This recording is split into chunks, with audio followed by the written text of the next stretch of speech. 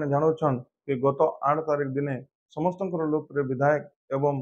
पूर्वतन कैबिनेट मंत्री मोर बापा स्वर्गीय राजू भाई ढोलकिया अंतिम श्वास नहीं एवं 2 दिन तले दशाघर एवं श्रद्धांजलि सभा आयोजन होता सेने मध्य दलर उपरू होई करी समस्त दल माने सहयोग देते कंडोलेंस प्रेयर करते ओडिशार भी मुख्यमंत्री श्रीयुक्त मोहन चरण माझी भी आसिक सम्मान करिछन बापा स्नेह देखे प्रकट करिछन एवं आम तत्कालीन मुख्यमंत्री आमर पार्टी रो सुप्रीमो से भी वीडियो कॉल माध्यम रे से योगदान दे करी कंडोलेंस प्रेयर करिछन एवं आमर सुप्रीमो रो आदेश क्रमे मु आमर परिवार श्रद्धांजलि सभा पर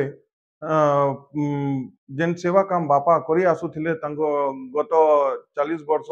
अधिक रु से सेवा काम के आगे नेबा पाई मु बापा को निज अंतरात्मा श्रद्धांजलि देबा पाई मु शपथ नहीं छे कि मु से सेवा काम के आगे रखमी एवं जेन प्रकार रो द्वार समस्त ओडियावासी एवं पाई खुला थिला हमर घर रो द्वार से भी मु संकल्प नहीं छे कि से द्वार खुला थिला खुला अच्छी और आगे भी खुला रहिबो देखो टिकेट के नहीं करी आम सुप्रीमो दल आमको क्लीयरेंस देछन कि अपन परिवार भितर आम टिकेट देमु एवं जहाँ तू ये 2 दिन तले श्रद्धांजलि सभा सरी 10 सरी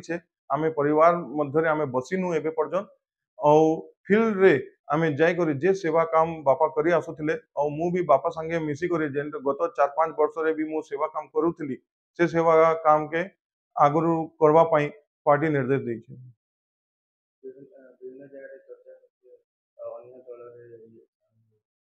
देखो तो आज्ञा ये सब हवार चर्चा अच्छे जे चर्चा के आरंभ करिछे ताके मु प्रश्न करूची कि केन माध्यम रे आपन इटार पुष्टि करिवे कि मते अन्य दल रो ऑफर आसीछे कि किंबा कहारो फोन आसीछे ये सब मिथ्या कथा हमर दलीय भितरे एका